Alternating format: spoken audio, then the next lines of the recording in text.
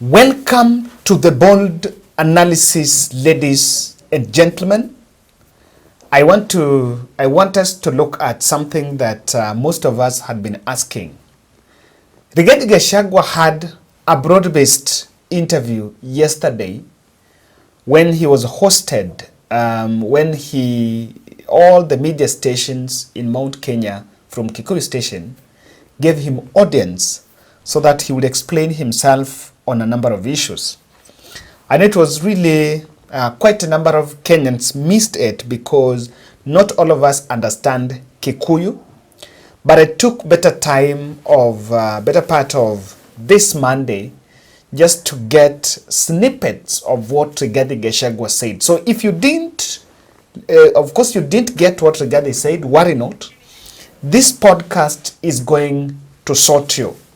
There are a number of issues that he spoke about, and courtesy of very good members of this channel from Mount Kenya, I've really had more than 7 people have given me different points, talking points from Rigathi Gachagua's interview, and that is what I'm going to share with you. So anyone from Gikuyu also who is a member of this channel, we want to camp in the comment section. I shall have looked at, because they have 6 thematic areas that Rigathi Gachagua addressed. So I want to look at what those 6 thematic areas, but we will also go to the comment section and tell us, especially our members from Mount Kenya, tell us what we might have missed and something that was of interest in that interview. If it is not one for the house, that if it is one that all of us can listen to, you also have to understand that some of these interviews here, you resort to do it in your mother tongue because there are things you want your people to understand. But if there are things you also want us to understand, we will be grateful.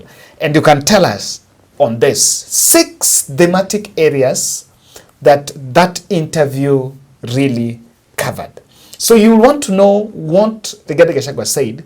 And from the response on 6 thematic areas, it is why I'm arriving at that conclusion that Uhuru Kenyatta has successfully knocked out William Ruto from Mount Kenya. So we will see whether that position I'm making is really viable, whether that is it. We will understand that. Now let's start here. On broad-based government, Rigathi Gachagua, that was the first thematic area on that broad-based thing between Ruto and Raila.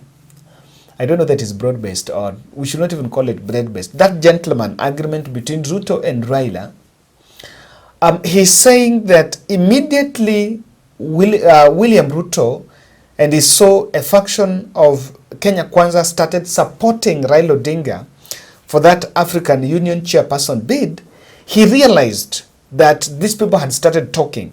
And in fact, he's saying he knew way back that they've been talking for long. They were friends. They had some historical ties, having worked together at ODM party.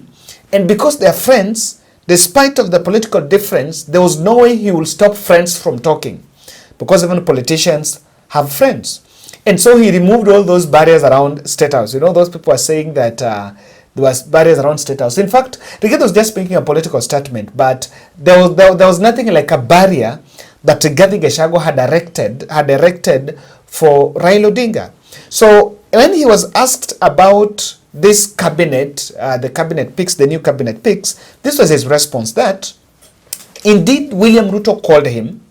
He was consulted, and rather not consulted, but he was asked about his opinion, and he gave his opinion.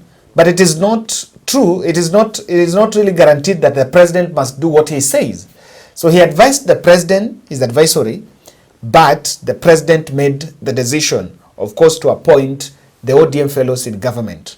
And one interesting bit is saying, and I really concur with him, is saying that all those, that Njuguna Ndung'u, Treasury CS, did not come to, when he was appointed in cabinet then, he was not anchored on Mount Kenya CS. Remember, Njuguna Ndung'u and Alice Wahome comes from the same constituency, by the way. But Njuguna Ndung'u was not in government because he was picked as a representative of Mount Kenya. No. Njuguna Ndung'u was individual pick by William Ruto. It was picked individually by William Ruto. And he's saying that when they were organizing the cabinet slots, they would ensure that all the counties in Mount Kenya at least get one. So even the current 7 they've got, Kiambu, Murang'a, of course, Kiambu, Murang'a, Laikipia, Nyandarua, Nakuru, Meru, and Embu. All those, they argued along that line, but Njuguna Ndung'u was not it. But then, the reason why he is comfortable with John Mbadi joining government is saying that before Ogolla died, the senior most person that was in government was actually the CDF Ogolla. So when the Luo lost Ogolla, and president realized then it is fine for them to be given such a powerful position like treasury, it is just fair that they lost Ogolla, and just to try to pacify, they picked Mbadi for treasury, and that's why he said he's supporting that of Mbadi. And that has really, I've really gotten that very interesting, because one of the things that William Ruto has done by that arrangement with Raila, he has suppressed such stories like those of Ogolla. No one in ODM is going to ask about Ogolla, all those things. No one is asking. So, because that would have come up. So, regarding on that broad base, that is his position. If you have something you can add on it, comment section. Tukutane huko. But that is what our people have told. Now, the second area is about his relationship with Uhuru Kenyatta. Rigathi is saying that Kikuyus will look for friends everywhere and elsewhere. Him and former President Uhuru Kenyatta are friends. They talk together and there are projects they do together. Being that Uhuru Kenyatta is just amongst the sons, is also just the son of the mountain. And there is something he said that William Ruto must understand. And that must really irritate President Ruto. Kalonzo Musyoka helped Mwai Kibaki in 2007. That's what Rigathi is telling the GEMA. And so, Kalonzo is equally a good man, and he is also from GEMA. Okay? The other thing he's saying is, when they were vying last time, Uhuru Kenyatta brought Raila Odinga to the mountain. And they all saw that Uhuru Kenyatta made a mistake by bringing Raila because they felt Raila was a bad person. But after that, even William Ruto has also supported Raila. And having been in government now for some time, he has realized that even Raila Odinga is not a bad person. Even Raila Odinga is not the enemy. And in fact, he is saying that in future, there is no problem, they can work with everyone. This part is not very comfortable with the former president, is not very comfortable with President Ruto, because what President Ruto wanted to do is to make sure that Rigathi Gachagua inherits the hate that Ruto had against former President Uhuru Kenyatta. And in a very interesting twist, Rigathi is saying, you know what? There is nothing like I hate Uhuru Kenyatta. We talk with Uhuru Kenyatta. Uhuru Kenyatta is amongst the sons, and of course, he will ensure that they work together. Now, another area that I wanted to hear is this pattern. That's why I'm telling you, Rigathi Gachagua, that interview, the panel were asking questions, but there is something that you'll hear. Rigathi was not timid and did not fear to differ with Kenya Kwanza on a number of things. He didn't fear. In fact, it was not a leaning interview. No, when you compare that interview to the interview that President Ruto does, President Ruto seems to support and defend the government. From that interview, Rigathi was not defending the government. Rigathi was remaining on his line on this is what is right, this is what I know, this is what I said, this is what I've done. As to whether it is not in concurrence with what Kenya Kwanza is doing, he did not bother around it. Now look at the third part, the protest. In fact, Rigathi is acknowledging that he was that what the Gen Z are doing is not wrong. And the country cannot condemn them. And he's saying that the protests is just part of what is in the society. It's part of what those young people are doing. In fact, he's saying that in one instant, he met the president and he told the president that the abductions, killings are wrong, and that is what will sink Kenya Kwanza. He's saying that if there is something that will make Kenyans to vote them out in the next general election, it is those abductions. You will hear a number of occasions. Recently, when Rigathi was in Mount Kenya, he said that, Mimi, I got this job recently and I don't want to lose this job. You know, what Rigathi is saying, I don't want to lose that election. I don't want to lose the next election. And what probably would happen if Rigathi realizes that he's going to lose election, Ruto is going to lose election, he might actually jump ship and join another camp. That's what probably I can see. And so he's saying that the politicians like Mwangi Kiunjuri that were saying that 25,000 youths or 20,000 youths from Mount Kenya were ferried and brought to protest are self-serving politicians that Mwangi Kiunjuri is looking for some tender to supply, I don't know, KPLC polls somewhere under Kenya Power. And that is why he is trying to endear himself by sacrificing the community.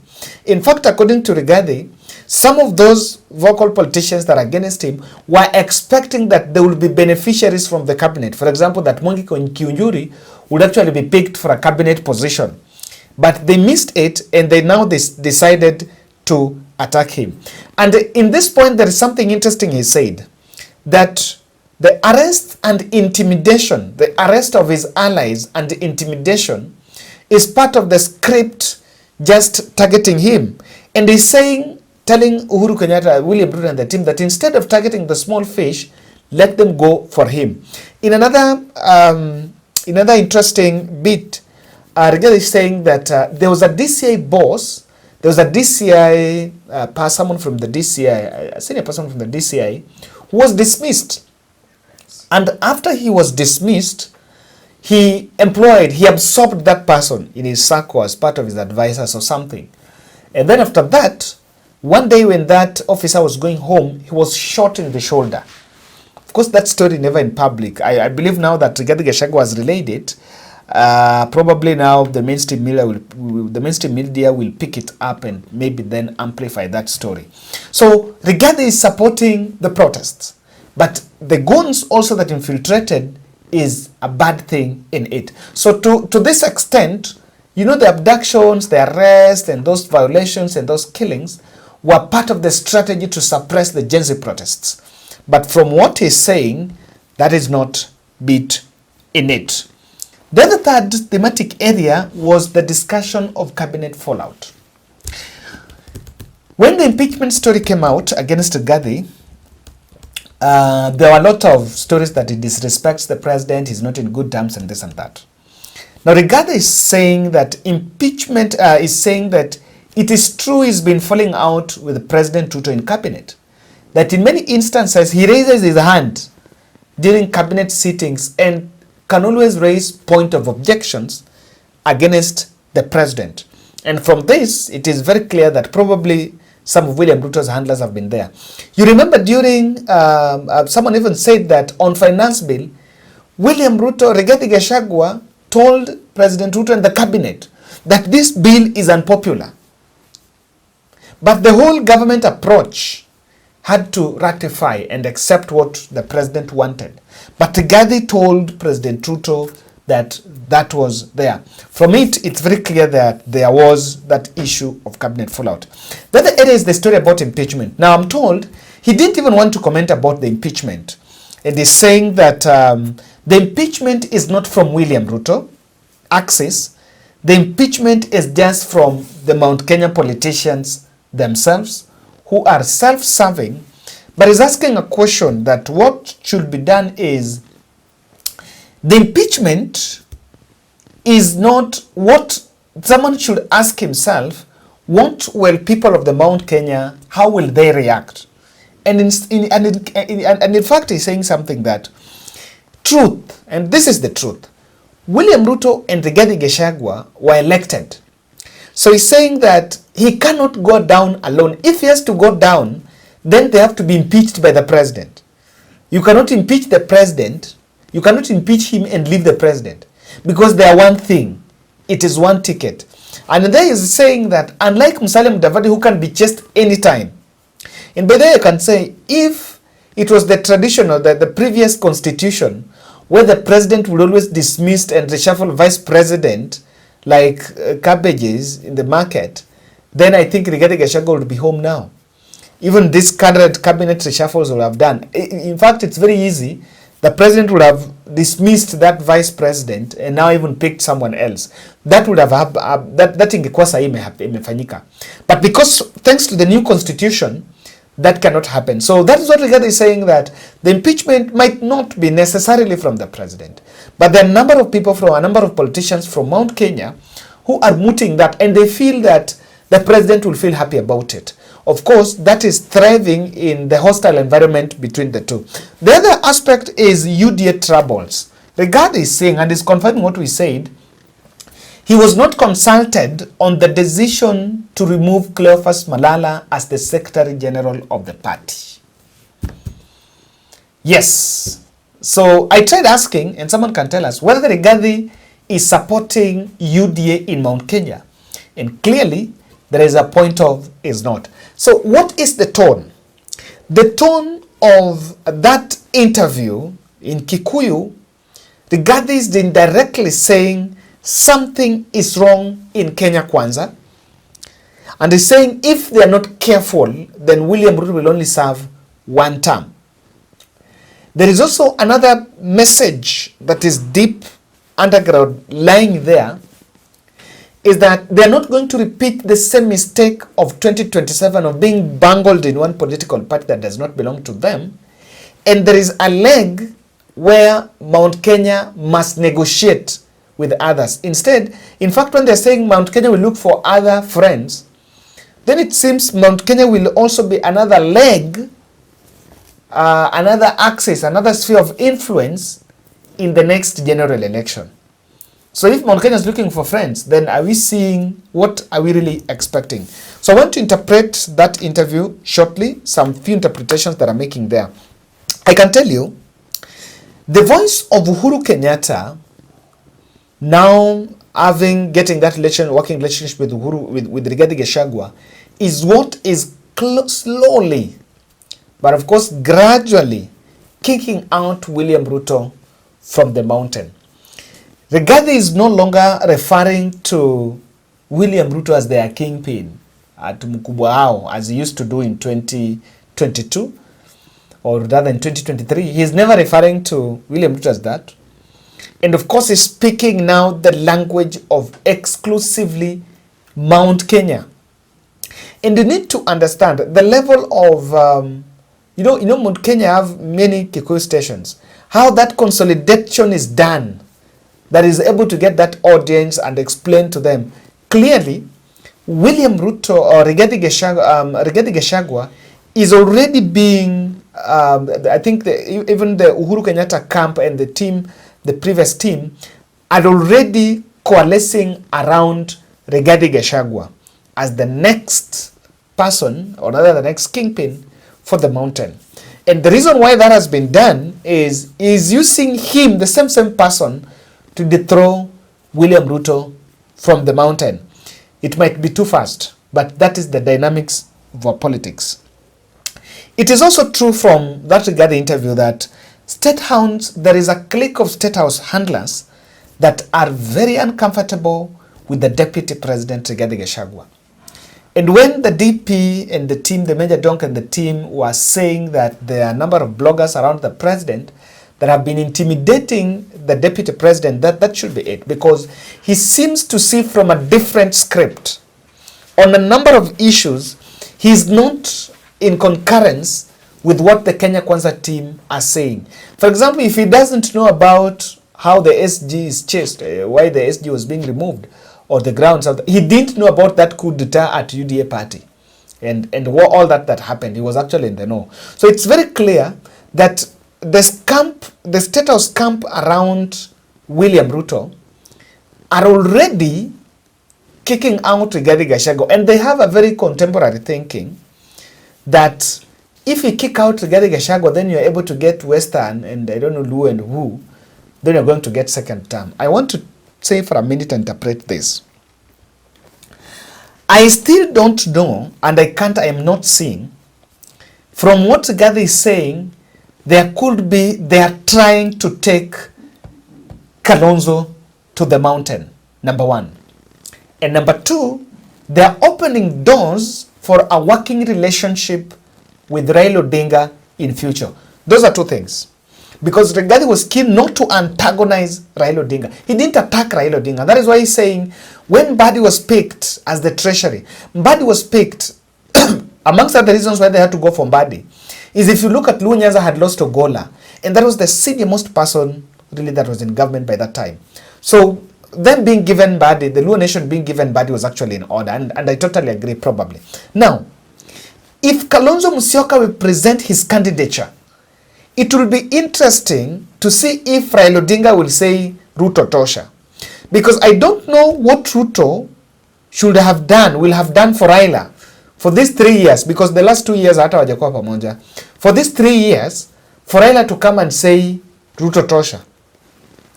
If Kalonzo Musyoka will get the ticket, even if his deputy is William Ruto, is Rigathi Gachagua, then Ruto will go home. Kama kuna mtu anaweza shinda Ruto mapema, that man is Kalonzo Musyoka. That man is Kalonzo Musyoka. With Raila not on ballot. Because if Raila makes a mistake of saying Ruto tosha, so that he carries the burden of incumbency, the mid-elections are very difficult. And of course, these coming elections are already very difficult for William Ruto. Looking at the development around the Gen Z protest and all that, William Ruto have an uphill task. And what people have realized is, Rigathi wants to shed the burden of incumbency. By people heading to 2027, he will not be technically part of carrying the Kenya Kwanza blames. Because the abductions and the killings and the rest are going to be part of what the public is going to hold William Ruto accountable for. And Rigathi and the team are already working out. And if they hold that position, and I say this, if Kalonzo is on ballot, 15 years he has supported Raila Odinga. 15 years, tuambieni ukweli. Bwana. We should support Kalonzo. The nation should support Kalonzo if Kalonzo is on ballot, or rather that. Now, I think the other third thing is Rigathi is an outsider in Kenya Kwanza. And he's willing to show that, and that is what he's telling the people, so that he's not carrying the blame. Very interesting bits, guys. I've just taken a snippet. Shout out to Mohammed for this. Wangui, Betha. Who was the other person? Oh, quite a number. Asante sana. And one of the MCAs who really also made a call about this. Ladies and gentlemen, you can also tell us about what you think about this. Asante ni.